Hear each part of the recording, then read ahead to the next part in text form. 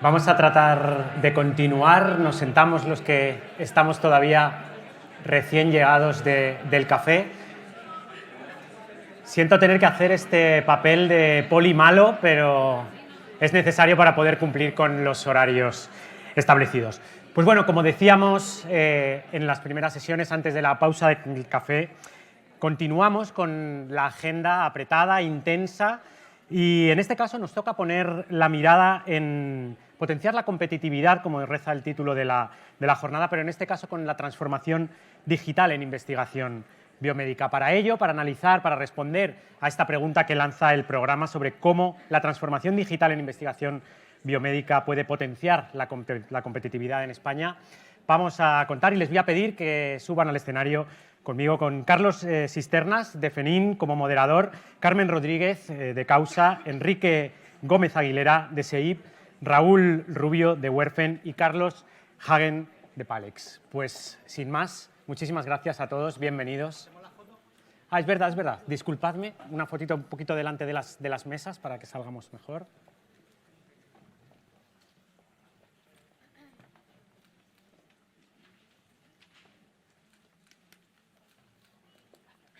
Pues ahora sí, Carlos, todo tuyo. Bueno, pues nada, buenos días a todos. Deciros que para mí es un honor y un placer estar aquí hoy acompañándoos en representación de FENIN en esta mesa que va a hablar de transformación digital en la investigación biomédica, potenciando la competitividad de España. Hoy tengo la garganta un poco fastidiada, lo cual os dará una alegría, porque así os tendré que molestar menos con mis participaciones. Me acompañan ámbito hospitalario, ámbito de profesionales de la ingeniería biomédica y ámbito de la industria. Y van a intervenir por el orden de contiguidad conmigo. La primera es Carmen Rodríguez. Ella es licenciada en Medicina y Cirugía por la Facultad de Santiago de Compostela, especialista MIR en Medicina Familiar y Comunitaria, especialista MIR en Medicina del Trabajo. Ha estado en las direcciones gerentes de varios hospitales y actualmente es la directora gerente del Complejo Hospitalario de Salamanca. A continuación está Enrique Gómez Aguilera. Él es catedrático de la Universidad Politécnica de Madrid y director del Departamento de Bioingeniería. Es director de varios másteres universitarios en Ingeniería Biomédica o Neurotecnología, investigador principal en más de 90 proyectos y además es presidente de la Sociedad Española de Ingeniería Biomédica y ha sido presidente de Leite Health Spain entre el año 19 y 22. Después Raúl, es una cosa que quiero decir que me hace mucha ilusión. Estas son dos grandes empresas multinacionales con raíz española, que es Werfen, ha sido durante ya unos cuantos años Business Unit Manager de Healthcare IT Solutions para España y Portugal y también Product Manager de Middleware Solutions Spain en España y Portugal. Es ingeniero informático con especialidad de gestión por la UB y es máster en gestión y dirección de las TIC. Y por último, pero no menos importante, un tocayo mío, Carlos Hagen de Palex, es director médico en Palex España con un enfoque prioritario en el diagnóstico in vitro, los servicios de laboratorio, la medicina de precisión, las terapias avanzadas y la salud digital. Tiene una amplia experiencia, especialmente en campo de la medicina personalizada y biomarcadores. A todos vosotros, gracias por estar aquí y es un honor estar con todos vosotros. Voy a hacer mi pequeño discurso con la poca voz que tengo, pero vamos a ver si consigo deciros algo. Bueno, seguramente que todos estamos de acuerdo en lo que os voy a decir, ¿no? Que la transformación digital está revolucionando la investigación biomédica, impulsa avances significativos en la forma en que se recopilan, analizan y utilizan los datos. Con la integración de tecnologías como la inteligencia artificial y Big Data y la computación en cloud, podemos procesar grandes volúmenes de información de nuevos tratamientos y medicamentos de manera más eficiente y precisa. Eso no solo acelera el descubrimiento de nuevos tratamientos y medicamentos, sino que también mejora la personalización de la atención médica, permitiendo diagnósticos más precisos y terapias adaptadas. En resumen, la digitalización está creando un entorno más colaborativo y dinámico. No es una herramienta de eficiencia, es un factor clave para posicionar a España como referente europeo en investigación biomédica, atracción de ensayos clínicos e innovación industrial. Y además, un paso adelante hacia la medicina del futuro, que ya no es del futuro, es del presente, que es la medicina de precisión. El futuro de la transformación digital está lleno de posibilidades emocionantes, pero ¿cuáles serán los aspectos claves que podrían definir este futuro?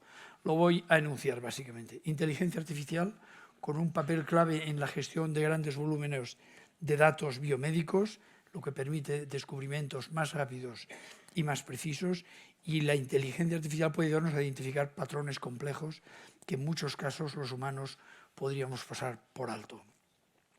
Segundo factor es la capacidad de analizar datos genómicos y otros datos de salud a gran escala, que nos permitirá tratamientos más personalizados y efectivos que se podrán adaptar específicamente a las características individuales de cada paciente. La digitalización permitirá, el tercer factor, la realización de ensayos clínicos descentralizados de manera más eficiente y accesible, utilizando tecnologías como la monitorización remota y el consentimiento electrónico. Ello puede acelerar el desarrollo de nuevos medicamentos y terapias. Por último, y yo acabaré con otro factor después, las plataformas digitales facilitarán la colaboración global entre investigadores de todo el mundo compartiendo datos y hallazgo en tiempo real. Eso puede acelerar el ritmo de innovación y la implementación de nuevas soluciones biomédicas. Todo ello, y eso ya es más de mi cosecha, en un entorno que debe respetar varias cosas que se han dicho hoy aquí. La ética lo primero. No nos olvidemos que trabajamos con personas y el componente ético es absolutamente importante y todo lo que hacemos debe estar regido en primer lugar por este concepto de la ética. En segundo lugar, y de esto se ha hablado mucho también, hay un entorno regulatorio en Europa muy exigente, ¿vale? Y el marco regulatorio europeo es algo que debemos cumplir, por el bien de los pacientes, por el bien de la sociedad. Pero, señores, nos hemos pasado de frenada. Toca desburocratizar, toca acortar tiempos de acceso al mercado, toca salir de las incertezas. Europa tiene un objetivo, no digo España, muy serio de revisar, y es lo que está haciendo en este mismo momento, esperamos medidas en el año 26, de alguna manera revisar el entorno europeo en detalle para no convertirnos en eso de que Estados Unidos inventa, China fabrica y nosotros regulamos. Eso es un mal camino y es una queja continua de la industria, especialmente de las pequeñas y medianas.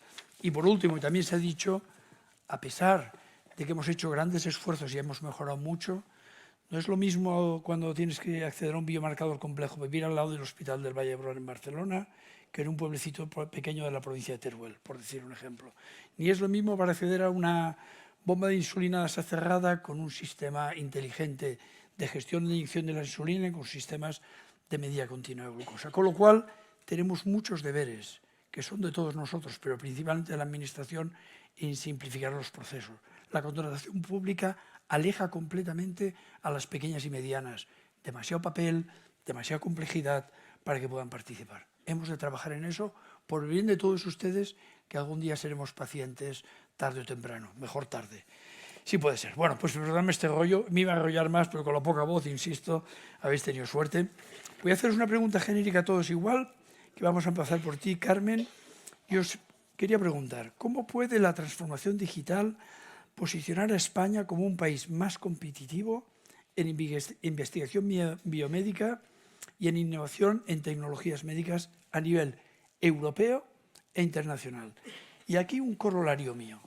Europa está diciendo, y España también, que tenemos que tener autonomía estratégica. Yo soy un convencido de que eso es imprescindible, porque tal como está el percal por ahí, fuera, tenemos que intentar buscar en nuestros propios recursos las tierras raras, las energías, etcétera, etcétera. En algunos casos yo he tirado la toalla porque creo que va a ser muy difícil que esto sea un Taiwán y estemos haciendo chips como Taiwán, probablemente. Pero en la ingeniería biomédica, en el tema de la digitalización, lo estamos haciendo bastante bien. Es un país que en digitalización tenemos una de las mejores posiciones europeas y que está en el mundo. Entonces, podemos permitirnos esto mismo, podríamos funcionar de forma autónoma en la investigación, en la digitalización, etcétera, etcétera. Y eso os quería preguntar. Tú primera, Carmen. Buenos días a todos. ¿Se oye? ¿Se oye? ¿Sí que se oye? Sí, de acuerdo. Pues buenos días a todos. Muchas gracias por traer la voz de la gestión tradicional de un hospital público, de una dirección asistencial, en este caso, pues a una plataforma de transformación digital y bueno, sobre todo desde el punto de vista de compartir conocimiento y experiencias porque trabajamos en el mismo ecosistema. Represento a 5.500 trabajadores de 5 centros hospitalarios, a un instituto de investigación biomédica que tiene su gestión propia de manera compartida con la dirección del centro, el Instituto de Investigación Biomédica de Salamanca, el IPSAL, y donde compartimos pues muchos procesos de transformación digital, que es el objeto de la pregunta. La transformación digital en sí mismo no puede ser un medio, es decir, es una decisión estratégica, es un fin, ¿no?, en sí mismo. Y yo creo que así lo hemos ido incorporando dentro de los procesos asistenciales, cada uno en su ámbito de actuación, de acuerdo a las consejerías y a las políticas públicas de salud, en este caso de un hospital público, pero siempre con un plan de escalada y un plan de transformación. No se entiende ahora mismo un avance en la medicina sin un avance y en un trabajo de manera compartida en transformación digital. Creo que esto es muy importante, sobre todo para que el resto de los sectores que son colaterales y que trabajamos de manera colaborativa puedan incorporarse a nuestros proyectos, porque la transformación digital en sí misma, si no está incorporada, es una barrera, ¿no? Lo que puede suponer una palanca de cambio se convierte en una barrera. Considero que los que estamos al frente de la gestión hospitalaria en centros más o menos pequeños, grandes, es decir, cada uno a su nivel de trabajo, lo tenemos incorporado como una hoja de ruta. Ya no solo en la macrogestión como política estratégica, sino en la mesogestión. Es decir, también es responsabilidad de los gerentes el incorporar estos procesos. De hecho, considero que todos estamos incluidos en políticas de formación, así lo hemos hecho en el Hospital de Salamanca en este último año, una formación estandarizada de manera gratuita y pública para los trabajadores para incorporar la transformación digital. Cuando hablamos de transformación digital, entiendo que abarca pues, todo lo que está a nuestra mano, ¿no? La inteligencia artificial, el Big Data, el entorno cloud y, bueno, pues también con muchas barreras, limitado por lo que comentabas anteriormente de las limitaciones éticas, la protección de datos, la ciberseguridad, que realmente nos paraliza en este momento. Pero si queremos seguir avanzando, tenemos que tener un espacio protegido.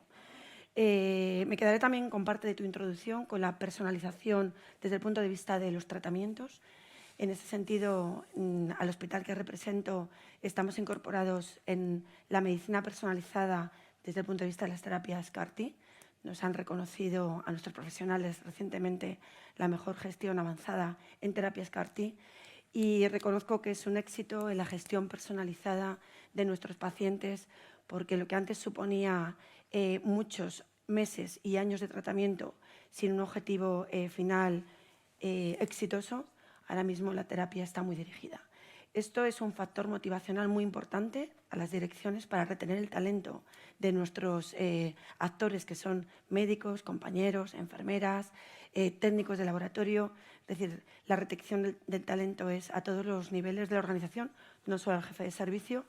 Y creo que esta palanca de cambio la tenemos que incorporar también con políticas estratégicas, no solo hospitalarias, sino también a nivel macro, como puede ser la estrategia de medicina personalizada de precisión, también de nuestra comunidad de Castilla y León, el PRCIL, o la incorporación en Europa, a pesar de sus limitaciones, al Centro de Excelencia Europeo del Cáncer, donde yo ahí también creo que tenemos que estar, porque hablábamos de complejos, creo que cuando nos situamos al mismo nivel, realmente piensas que España, en materia de sanidad, en materia de gestión y en tecnología, estamos también exportando mucho talento. Muchísimas gracias. Primero, un reconocimiento por lo que has conseguido con el tema del CAR-T. Y una pregunta indiscreta muy cortita es, ¿la segunda línea la tienes convencida de la transformación digital? Porque si los de arriba no están convencidos, lo demás no funciona, ¿eh? Bueno, yo creo que es una hoja de ruta, es trabajo cotidiano. Al final tienes que tener muy ordenada la visión de dirección y de gestión asistencial para que el resto de las disciplinas más innovadoras, transformadoras, de investigación, puedan incorporarse a estas plataformas. Pero yo me encuentro ahora mismo con un centro excelente en esta disciplina, pero vengo de otros centros donde igual este trabajo no estaba tan comprometido porque no eran centros tan universitarios, tan investigadores, y considero que el motor y la palanca del cambio también hay que estimularla desde las direcciones para incorporarte pues, a plataformas a nivel regional o autonómico. Muchas gracias. Enrique, cuando quieras. Muy bien, muchas gracias, Carlos. Es un verdadero placer estar con vosotros y gracias por la invitación a la Sociedad Española de Ingeniería Biomédica para estar en este foro. Es un verdadero honor. Bueno, pues ya hemos empezado a hablar de ello. En el fondo, yo creo que efectivamente la transformación digital va a ser, digamos, ese motor porque nos permite hacerlo potenciando los grandes avances que tenemos en ingeniería biomédica junto con la singularidad tecnológica de los avances en todas esas tecnologías disruptivas que todos ya estamos utilizando, casi todos, en distintas áreas. Las comunicaciones móviles, el Internet de las cosas y, por supuesto, la inteligencia artificial, que es uno de los elementos troncales. Y partimos de una posición que a mí me parece magnífica, y es que tenemos una grandísima capacidad de investigación, de innovación en ingeniería biomédica en España. Solamente darles algún dato, partiendo de nuestra sociedad, aglutinamos a 30 universidades que tienen actividad de formación, investigación e innovación en ingeniería biomédica con cientos de centros de investigación que trabajan en prácticamente todas las áreas de ingeniería biomédica.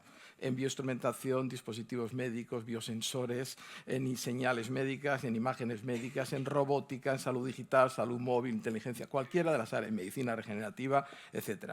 De forma que esa transformación digital, en el fondo, actúa y puede actuar cada vez más como un motor que nos permita seguir creando ecosistemas de innovación, que eso es lo que hace falta, ecosistemas en los cuales tengamos, por un lado, los centros de investigación, la academia, tengamos a la industria, tengamos al sistema sanitario, y eso es algo que funciona en otros países y también en algunas regiones en España, donde eso está integrando. Es uno de los papeles, yo creo, de las cosas que hablaremos. Con lo cual, yo sí creo que España puede ser y es un lugar de referencia en transformación digital y todavía podría serlo. Yo me atrevería a decir hasta liderando mucho el área de las tecnologías médicas. Lógicamente hace falta algo, y eso es algo que todos sabemos, que es, en el fondo, necesitamos una estrategia nacional coordinada con las comunidades autónomas de una financiación sostenible. Eso es evidente. Y eso es algo que dicen, bueno, pues hemos tenido una oportunidad o la tenemos. Yo me atrevo a decir que no lo sé. Hasta qué punto los fondos de los Next Generation han sido o son un medio para conseguir esto, ¿no? Yo no lo sé, lo dejo caer. Pero estamos a tiempo, ¿no? Y solamente así es donde yo creo que de verdad conseguiremos el objetivo que has dicho, que es aumentar de verdad nuestra soberanía tecnológica en este campo. Me ha encantado lo del ecosistema. Yo estoy convencido que efectivamente todo es ecosistema, nada más que ecosistema. Y tengo una curiosidad, ingeniería biomédica, ¿qué antigüedad tiene la especialidad?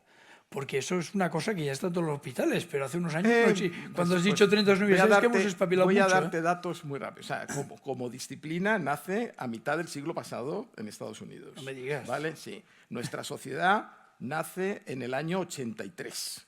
Cuidado, que parece que estamos celebrando el 44 Congreso Anual de Ingeniería Biomédica. Esto no es de ayer. Pero el cambio de paso se produce cuando, a partir de 2008, conseguimos ya convencer a quien nos lo tenía que permitir hacer, porque lo habíamos intentado el siglo pasado, tener titulaciones de grado en ingeniería biomédica y de máster. Y eso empieza a partir de 2008. Y esa es la diferencia. Y ahora mismo las 30 universidades no están todavía, lo que podemos decir, egresando. Ahora os daré algún dato más de alumnos, pero esa es la situación real. Habéis corrido, ¿eh? Habéis corrido. Sí, y mucho. Y más. Ahora hablaremos. ¿Cómo tiene que ser? Raúl, cuando quieras. También agradecer la oportunidad de estar aquí. Para una empresa como Werfen, una empresa familiar, una empresa nacional, es todo un privilegio poder contar además con esta mesa en la que estamos compartiendo hoy experiencias. Voy a empezar con un dato para reforzar un poco que a ver si nos acabamos de creer que no estamos tan mal. Si me permitís, voy a citar literalmente. Estas son mis compañeras de una tarde cumples 50 años y a la mañana siguiente ya no ves nada. La Comisión Europea en el año 2024 publicó un informe que se llama el Digital Decade y Health Indicators Development, donde decía que España se encuentra entre los países con mayor madurez digital en sanidad, situándonos en un grupo en el que denominaron los Fast Trackers, junto a naciones como Alemania, Francia e Italia. Y solamente hay un grupo que está un poco más avanzado, que son los trendsetters. Como sé que te gustan los acrónimos en inglés, yo te voy tirando ahí la flecha. Y estos países que están algo más avanzados son Polonia, Bélgica, Dinamarca, Lituania y Estonia. Y otro dato adicional que creo que es interesante compartir y es que, en cuanto al acceso electrónico de la ciudadanía a su información clínica, España ocupa el 9º puesto entre los países miembros de la Unión Europea, superando la media europea y destacando en relación a su tamaño y a su Producto Interior Bruto. Con lo cual creo que tenemos más que argumentos para sentirnos orgullosos, no caer en el triunfalismo ni tampoco en el área de confort y seguir trabajando para ver cómo podemos evolucionar nuestro sistema de salud digital. Y respecto a la pregunta que has hecho genérica para todos, yo creo que la transformación digital, uno de los puntos que va a potenciar es nuestra competitividad. Es decir, estamos en proceso de adopción de nuevas tecnologías, estamos hablando de la IA, vamos a seguir hablando. Ya no hay un foro en el que si no hablas de la IA te vayan a prestar atención. Hace falta ver cuáles son los estadios regulatorios y cómo podemos incorporarla de manera regulada. También el análisis de datos del Big Data, porque al final la inteligencia artificial tiene que nutrirse de información de calidad, de datos de calidad.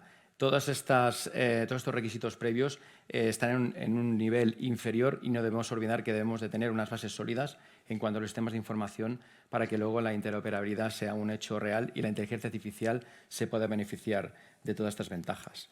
Y también diría que esta transformación digital es un punto de atracción a inversores y de talento. Es decir, podemos crear atractividad. De hecho, está ocurriendo. Grandes empresas farmacéuticas en los últimos años están invirtiendo en el mercado español, bueno, más que en el mercado, en sedes donde tienen presencia física. Y, por ejemplo, voy a nombrar una que posiblemente todo el mundo conozca, que es AstraZeneca, que tiene un contrato para una inversión de 1.300 millones de euros hasta 2027 y ha fijado su sede de I+D+I en la ciudad de Barcelona. Con lo cual, creo que esto también es otro de los puntos destacados que debemos tener en cuenta.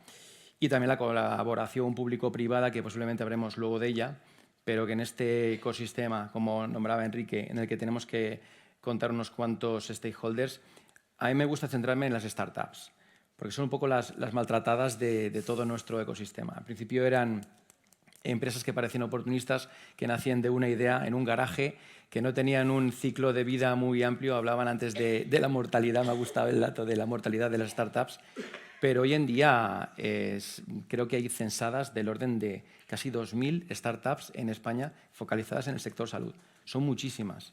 Nosotros, de hecho, tenemos la mala costumbre de cada al menos 6 meses o 2 veces al año hacer un ciclo con los ecosistemas de innovación, como es el Barcelona Health Hub, de hacer pitch elevators y entender qué es lo que nos están ofreciendo y ayudarles, ser facilitadores, porque al final cualquier algoritmo, cualquier tecnología disruptiva, de per se va a ser imposible que la consigamos integrar en nuestro sistema de salud si no hay un entorno de colaboración. Y aquí está, por un lado, la industria, no tanto como patrocinador, pero sí como facilitador, los propios centros de investigación en los hospitales y, por supuesto, el entorno académico, que también hemos comentado aquí, que tiene que ayudarnos a acabar de formar en el presente y en el futuro a los profesionales de la salud que deberán utilizar estas herramientas. Muchas gracias. Un par de comentarios. Compartimos lo de las maltratadas del sector, que son las startups. Me gusta mucho ahí este valle de la muerte hasta llegar al mercado, acceso al mercado. Sigue siendo un mundo complicado aquí en España y me ha encantado, lo que me has chafado la guitarra cuando has hablado que lo estamos haciendo muy bien. Y a mí me gusta el optimismo, yo soy muy optimismo, pero no caigamos en la autocomplacencia. Por ejemplo, en interoperabilidad hay mucho por hacer. Entonces, a veces yo soy crítico con los que nos decimos lo hacemos muy bien. Es verdad que lo hacemos muy bien, pero si te lo acabas creyendo, vas mal. Pues entonces ya llega el relax, con lo cual, muy de acuerdo. Carlos, cuando quieras. Muchísimas gracias a todos. Es un placer estar aquí. Efectivamente, tenemos muchas cosas en común en cuanto a visiones, incluso a orígenes con Werfen, porque hablábamos antes de entrar aquí que son 2 compañías familiares, afincadas en Cataluña, que han acabado siendo multinacionales. Es verdad que yo voy a ser un poco el Grinch de esta pequeña discusión. ¿Por qué? Porque es verdad que si uno mira los índices europeos estamos bastante bien posicionados. Estamos por encima de la media en digitalización. ¿Pero en qué estamos por encima de la media? En el uso primario del dato. receta electrónica, gestión de citas. Si uno se va al uso secundario del dato, lo que tiene que ver con interoperabilidad, lo que tiene que ver con gobernanza del dato, ahí estamos un poquito peor. Hay una frase que a mí me gusta mucho, o dos, bueno, muchas, pero que es que la innovación sigue la estructura y que la cultura se come a la estrategia para desayunar. ¿Eso qué quiere decir? Que si uno se fija en esa foto, te dice algo implícito que es muy interesante, y es que nuestro sistema sanitario es un sistema que se preocupa mucho, y muy bien, como diría Rajoy, por cuidar de los pacientes, por la atención sanitaria. Sin embargo, todavía no ha hecho un viraje importante, que es el de la salud como motor productivo, como parte de algo que es absolutamente real, que es la cuarta revolución industrial. Entonces, es verdad pues que vamos a tener que todos hacer un esfuerzo, cambiar un poco nuestro marco conceptual de cómo entendemos la salud de inicio, porque es una barrera fuerte. Si uno mira cuáles son los países que más están avanzando en innovación, curiosamente son países con muchos grados de libertad, como Estados Unidos, o países muy centralizados, como China. Nosotros no estamos ni en un punto ni en el otro, y por eso que han referenciado mis contertulios también, es el valor de los ecosistemas. Porque en realidad, si uno mira, nosotros tenemos todos los elementos que necesitamos. Pero utilizando un argot muy a colación del tema, el tiempo de latencia es muy largo. Nosotros deberíamos estar funcionando con fibra óptica y vamos un poquito, con ADSL. Eso se mejora mucho con los ecosistemas, porque acercas a todos los interlocutores, se familiarizan los unos con los otros, se trabaja mucho mejor ese top-down y ese bottom-up, y además es algo necesario. ¿Por qué es algo necesario? Pues es necesario porque no solo es que todo lo que tiene que ver con salud digital nos vaya a permitir posicionarnos, es que es un must. Es que si uno mira cómo se desarrolla la medicina de precisión se desarrolla en oleadas. Además, esas oleadas tienden a converger las unas sobre otras. Con lo cual, es verdad que estamos ahora en la época de la genómica, pero lo que está a la vuelta de la esquina es el análisis multimodal, la clinicogenómica, la detección hipertemprana.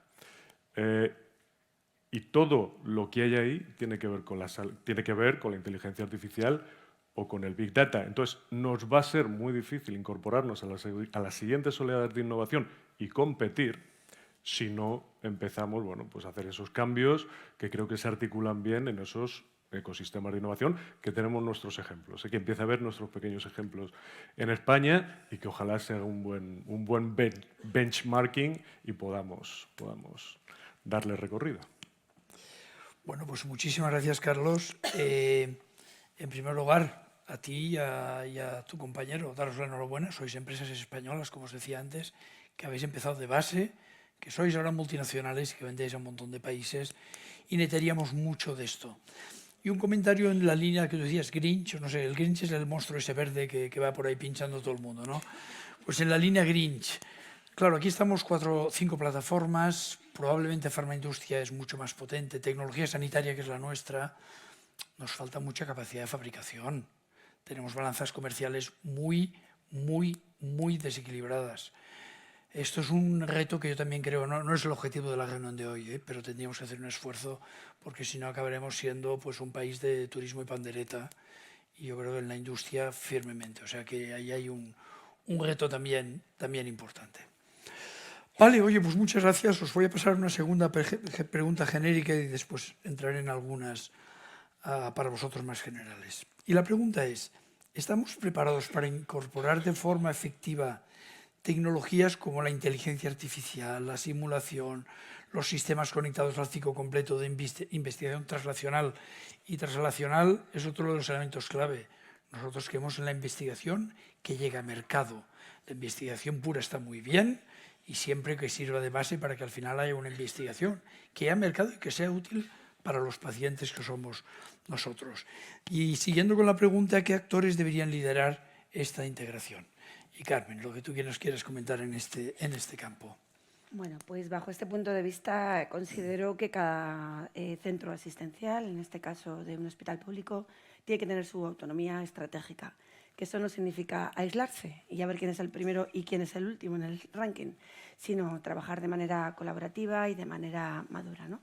Eso significa pues, una cogobernanza, porque si tú puntúas el contrato o programa o el plan anual de gestión de un hospital, la investigación, el avance tecnológico, la innovación, digamos que el peso ponderado sobre el total, pues realmente los esfuerzos tampoco van a ir destinados para conseguir esa puntuación, ¿no?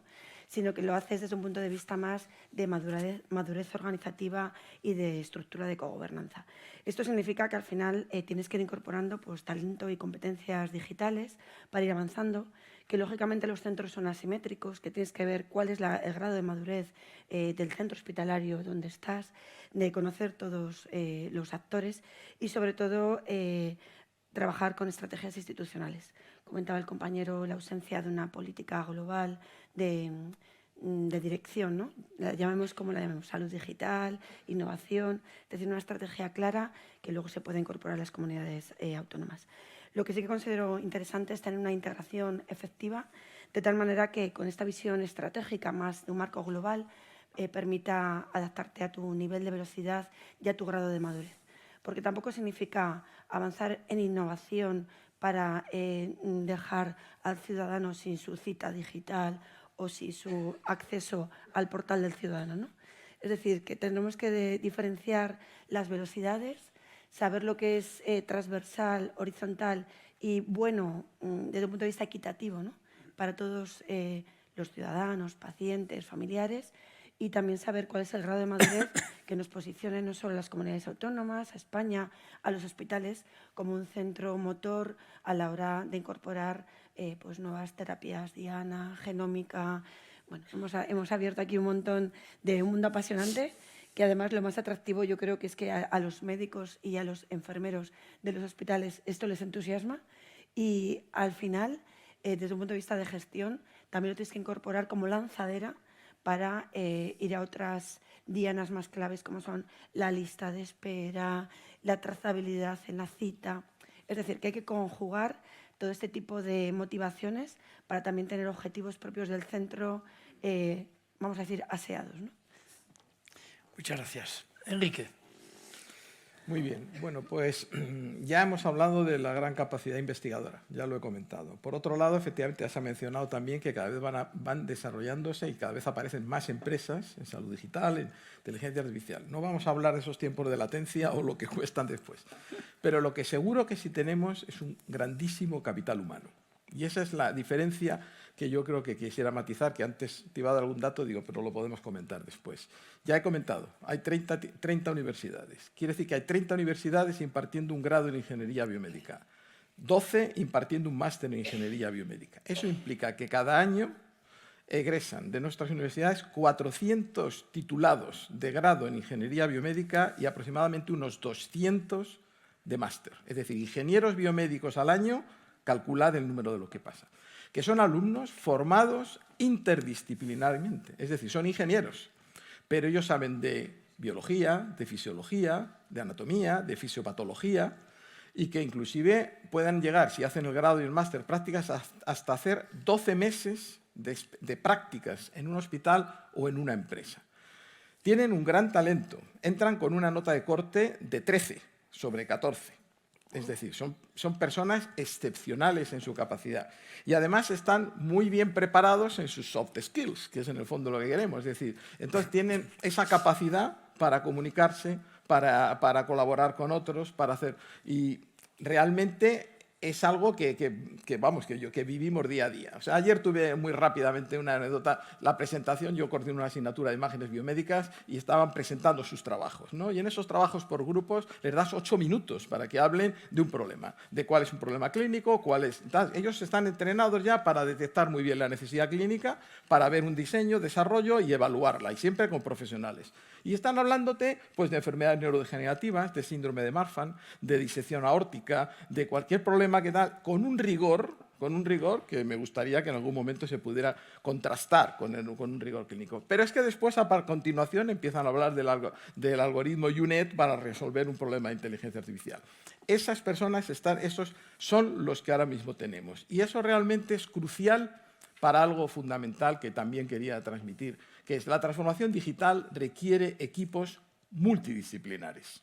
Y tenemos profesionales interdisciplinares, que con los profesionales sanitarios, que junto con los pacientes, pueden crear esos equipos. Y ese es el éxito realmente de la transformación digital. Es decir, en otros países está funcionando así y nosotros tenemos esa capacidad. Ahora tenemos que ver cómo conseguir aprovechar todo ese talento. Lo podemos comentar más adelante. No está mal. Raúl, muchas gracias. Ahora, Enrique, oyéndote hablar, estaba pensando en el proceso de selección que tuvimos hace poco y nos llegaron de este perfil de futuros profesionales un montón de currículums.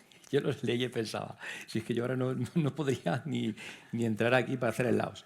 O sea que vienen muy bien preparados, es espectacular, hay una falta evidentemente de experiencia, pero tenemos que ayudarlos, tenemos que romper esa barrera de ¿qué prefieres? ¿Gente talentosa con ganas y con empuje o la experiencia que tiene que pesar? Yo creo que el equilibrio está ahí y los que ya llevamos unos cuantos añitos en el sector son los que tenemos que facilitarles el acceso a todo el sector laboral. Respecto a si estamos preparados o no para incorporar todas estas tecnologías, yo creo que estamos en el buen camino, pero aún tenemos que romper muchos hilos de información. Hablabas antes, Carlos, de la interoperabilidad, que es un caballo de batalla. Yo creo que en los últimos 5 congresos de informática de la salud donde he asistido, siempre sale el tema de la interoperabilidad, porque al final generamos muchísima información, pero tenemos esos hilos aislados y cuesta mucho el conseguir ponernos de acuerdo para tener una modelización de datos más uniforme. Creo que hay un ejemplo aquí de hace unos meses en SERMAS, donde se ha creado el primer data lake de espacio de datos de salud, donde aproximadamente, leí una publicación, 1.600 millones de registros médicos, con más de 400 aplicaciones que están volcando todos esos datos. Y esto ha ocurrido porque ha sido imposible ponernos de acuerdo para que haya un GIS común o haya un sistema de información de laboratorio o los departamentales tengan más rasgos en común. Al final hemos escalado este traspaso de datos a un ente superior, pero ahora faltan analistas de datos que sean capaces de poder explotar todo ese oro que tenemos ahí, porque al final, cuando queramos entrenar nuestros algoritmos, ya sea para investigación médica o para ponerlos en producción, necesitaremos datos regulados, datos de calidad, como decía antes, y este es el camino, el seguir contando con todos estos profesionales para que nos permitan sacar el máximo rendimiento a nuestros datos. Ya hay casos reales de inteligencia artificial y de tecnología avanzada que estamos desarrollando a nivel de las comunidades autónomas. Hablaba Carlos antes de la genómica. Bueno, el proyecto Sigenes, que es un sistema de información de genómica a nivel nacional, es un proyecto en el que cada comunidad autónoma tiene una financiación propia para intentar digitalizar, transformar lo que ha sido la genética convencional hasta ahora, del Excel y el palito, y llevarlo a un estadio donde podamos sacar el máximo rendimiento y el máximo de información a todos estos datos, amalgama de datos increíble que genera la genética. Santiago García comentaba antes el proyecto Únicas, también va enfocado a enfermedades raras, que además precisamente en el Hospital de Salamanca es un hospital de referencia, con su compañera, con María Isidoro, que es otras personas que lidera este tipo de investigaciones. Por lo tanto, sí que estamos preparados y es una realidad. Y en cuanto a los actores claves para liderar esta integración, evidentemente la industria debemos de seguir invirtiendo en I+D, en ser los facilitadores para que luego los centros de investigación, los hospitales, validen y co-creen con nosotros estas nuevas soluciones, porque no sería la primera vez que cometemos el error de diseñar un producto para llegar a un hospital o a un laboratorio, a un centro de investigación, para intentar encajarlo, y ese no es el camino. Tenemos que co-crear, tenemos que crear este ecosistema, vamos a desgastar hoy la palabra ecosistema, pero es la única manera de que cuando hagamos una inversión de esfuerzos podamos estar seguros de que estamos en la línea adecuada para poder tener éxito en nuestra transformación digital. Y has dicho una cosa que son los analistas de datos, que es frecuentemente olvidada y que probablemente sea uno de los talones de Aquiles del futuro. Carlos. Pues yo creo que se ha mencionado ya prácticamente todo. Es verdad que interoperabilidad, gobernanza del dato, vamos avanzando en la dirección correcta. Si uno ve la Estrategia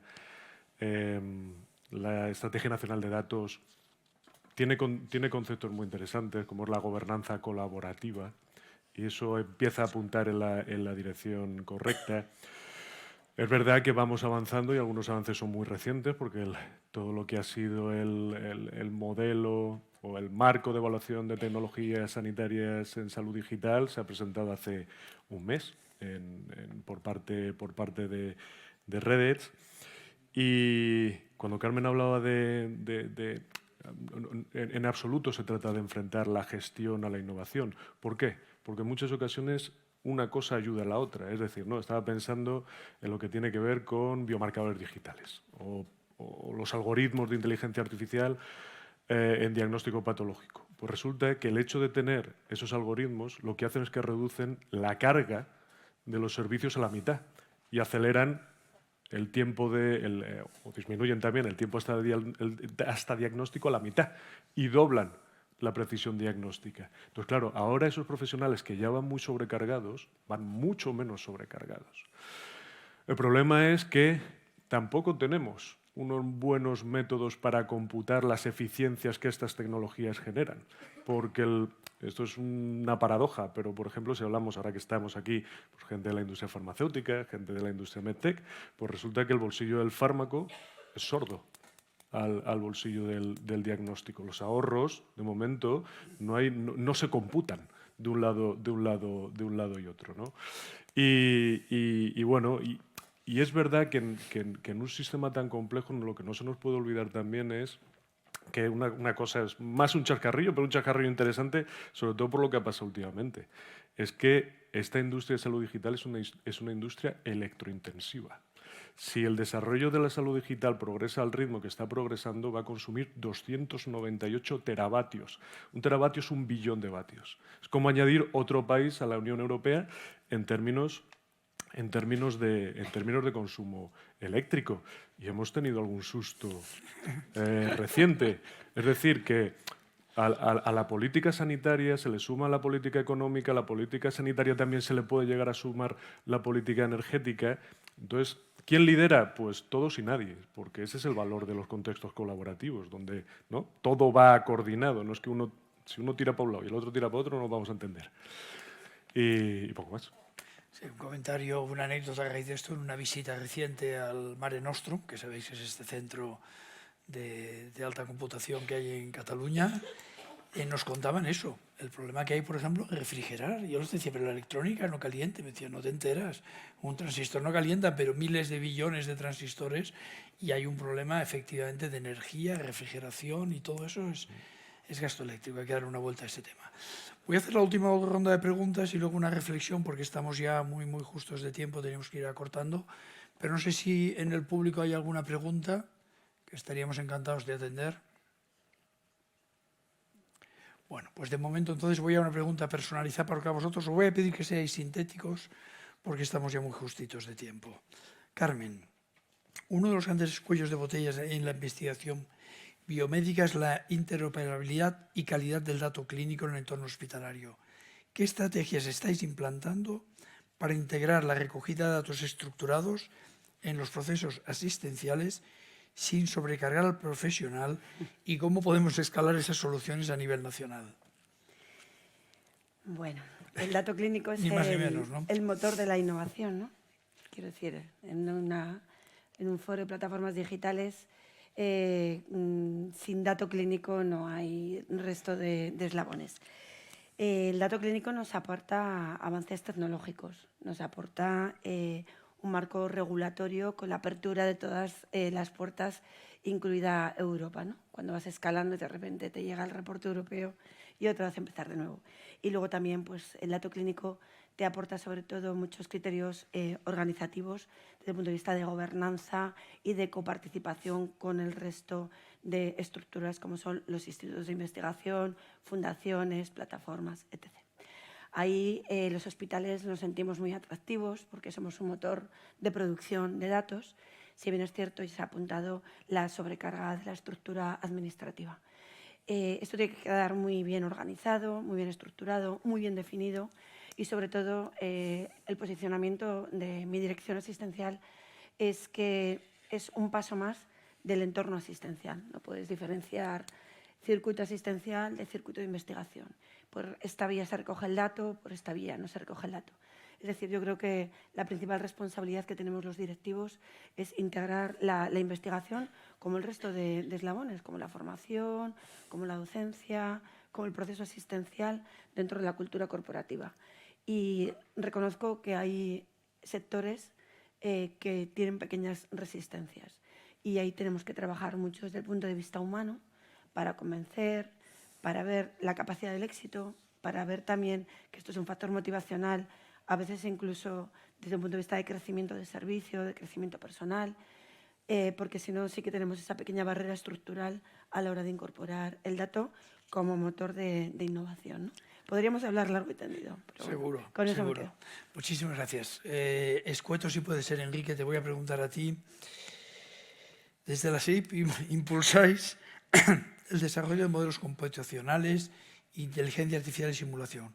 ¿Cómo puede España liderar esa revolución algorítmica en biomedicina y qué condiciones científicas, éticas y de infraestructura necesitamos para asegurar que convertiremos este conocimiento en valor clínico y económico? ¿Cómo tiene que ser escueta la respuesta? Voy a centrarme en alguna porque has hablado de muchos puntos, ¿no? Entonces, a ver, efectivamente, trabajamos en todo eso, en modelos computacionales, algoritmos, inteligencia artificial, toda la ingeniería biomédica utiliza continuamente eso como una herramienta y en el fondo, pues lo que sea, modelos de gemelos digitales, algoritmos de todo tipo, cribado, diagnóstico, lo que queráis, modelos predictivos, que eso es algo fundamental. Hay un aspecto muy importante que es la famosa explicabilidad, es decir, el que no funcione todo como una caja negra, porque el profesional sanitario quiere saber que un sistema de ayuda a la decisión, cómo funciona. Vale, todo eso está. Y ya he comentado antes qué tipo de profesionales. ¿Cuál es la asignatura pendiente que tenemos? Pues una asignatura que yo creo que también conocéis. Es que todos esos profesionales, que gran parte de ellos que se están integrando muy bien en la industria, que se están yendo muchísimos al extranjero, ya os lo digo, cuando los formamos y les pagamos la formación, porque hay muchas universidades públicas en esas, estén de verdad trabajando en los hospitales. Es decir, estén en la estructura del sistema sanitario, estén en la plantilla, en la medida que sea, porque esa es la forma real de crear esos equipos multidisciplinares. Si realmente muchos están haciendo, son los analistas de datos, claro que saben de esa tecnología y saben del problema clínico, pero tenemos que tener esos ingenieros que no solamente resuelven un apagón, como han hecho ahora, en infraestructuras, en mantenimiento, sino que son más ingenieros asistenciales, permitirme entre comillas. Están trabajando codo a codo todo el día con los profesionales médicos, de manera que están ayudando a optimizar la tecnología médica, que están ayudando en la formación, que están ayudando en conseguir que los procesos clínicos mejoren y que están de alguna forma consiguiendo que la innovación, que es muchísima la que se produce en los hospitales, llegue de verdad más allá del propio hospital. O sea que eso es una asignatura pendiente que ahí tenemos e inclusive estamos proponiendo que exista una formación específica, igual que la del MIR, un INIR, un ingeniero residente que realmente pueda partir de la formación que he comentado y pueda pasar un año o el tiempo que sea dentro de los hospitales. Y en ese momento ahí va a haber una revolución real dentro de del propio sistema sanitario. Muchas gracias, Enrique, muy de acuerdo. Raúl, desde Werfen trabajáis en tecnologías diagnósticas y dispositivos conectados. ¿Qué rol deben jugar los ecosistemas digitales integrados, donde interoperan laboratorios, historia clínica y plataformas de datos, para acelerar la investigación translacional? ¿Y qué barreras aún impiden su despliegue masivo en el Sistema Nacional de Salud?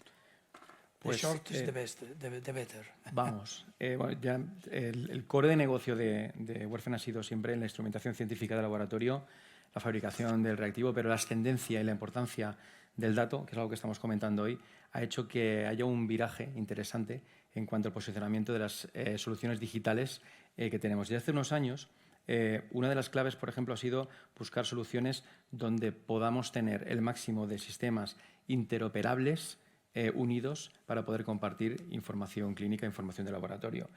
Y esto hay algunas comunidades autónomas y algunas provincias de España que ya hace años que llevan también una línea dedicada a intentar unificar, por ejemplo, los sistemas de información de laboratorio, para ganar eficiencias, para poder tomar unas mejores decisiones. No nos va a dar tiempo a hablar de los sistemas de toma de decisiones porque es algo muy interesante, pero cosas tan sencillas que creemos que no son aplicables como, por ejemplo, hacer una buena gestión de la demanda a nivel de la propia demanda clínica, ahorraría potencialmente miles, millones, no sé si millones, pero cientos de miles de euros seguro. Y algo que podría evitarnos, por ejemplo, el tener que, de manera reiterada, demandar biomarcadores a pacientes que tienen en sus últimos X meses un biomarcador definido que sabemos que no va a tener variabilidad biológica, es algo muy sencillo de hacer, pero hace falta, una vez más, la interoperabilidad, intentar conectar todos estos sistemas y sacar el máximo rendimiento. Y ya para acabar, solamente hablar de estas barreras del despliegue de las tecnologías que tenemos. Pues hay varias. Para mí una de las principales es la resistencia al cambio. Parece mentira, pero aun siendo uno de los países donde tenemos una mejor adherencia a las terapias digitales, seguimos teniendo mucha resistencia al cambio. Es decir, ¿cuántas veces nos encontramos con la paradoja de qué fácil es cambiar un instrumento de laboratorio, pero no me cambies el SIL, no me cambies el GIS, porque esto es un drama, porque nos quedamos a oscuras, ¿no? O sea, resistencia al cambio, inversiones en infraestructura, que es algo que no se ha comentado, pero también es muy importante. Los miles y miles de euros que podríamos también ahorrar en infraestructuras que no fuesen on-premise, pero no tenemos que pasar esa barrera del miedo al dato. Si no está en mi solución local, ¿qué puede ocurrir? Pues para eso está el ENS, el Esquema Nacional de Seguridad, y para eso estamos todos certificándonos para garantizar la seguridad del dato. Pero son barreras que aún hay que trabajar y hay que luchar contra esas resistencias. Perfecto. Carlos, por último. Pues rapidísimo, porque estamos fuera de tiempo. Sí, no, un minuto. Desde Werfen estáis trabajando, perdón, desde Palex, que me he ido de línea, estáis muy enfocados al diagnóstico avanzado de medicina personalizada. ¿Qué necesitamos para que los datos ómicos, genómica, proteómica, tal, se conviertan en activos estratégicos para inversión clínica en España? ¿Qué alianzas público-privadas y marcos regulatorios lo harían posible? Pues básicamente un mensaje clave es que, y es algo que a mí como director médico de Palex me suele llevar bastante tiempo y encantado que estoy, es que cuando tú haces scouting de tecnologías disruptivas, tendemos a veces a confundir con la mejor intención del mundo lo que es investigación con innovación tecnológica. Y la investigación es la creación de conocimiento de valor, a veces de mucho valor y que es algo ya en sí, valga la redundancia, enormemente valioso. Por eso somos una potencia en España en investigación. Sin embargo, hay un pequeño valle de la muerte que es la innovación tecnológica, porque la innovación tecnológica es coger ese conocimiento de valor, transformarlo en un producto que ha de operar en un entorno competitivo. Y eso nos falta, porque a veces algo tan... ¿Por qué se nos van nuestros chicos y nuestras chicas fuera? Pues a veces es algo tan tonto porque no tenemos un sistema inversor bien formado o incluso tecnológicamente suficientemente educado, cosa que sí que existe en Estados Unidos porque el MIT tiene proyectos como el MISTIC donde va llamando a los inversores para que conozcan las tecnologías que ellos están creando. A este respecto, ojalá yo tuviese la fórmula mágica para decir hay que hacer esto y nos vamos a convertir en una potencia. Lo que sí que es verdad es que hay una ventana de tiempo para España de entre 2 y 3 años, por múltiples razones que no vamos a entrar en ellas, para que, si hacemos las cosas bien, nos va a ir notablemente bien. Después ya otros entornos, otros contextos geográficos cogerán buena nota y empezarán a hacer lo que a ellos les toque hacer.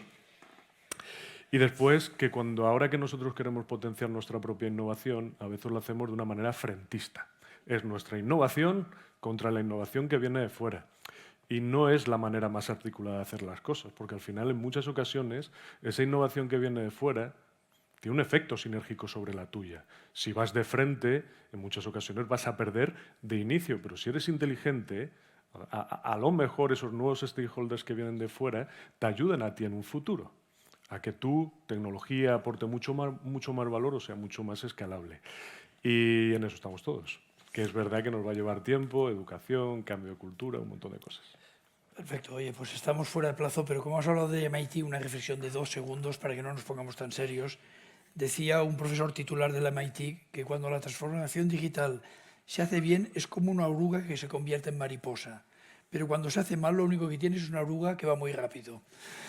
Muchas gracias a todos y espero que habéis disfrutado con la charla.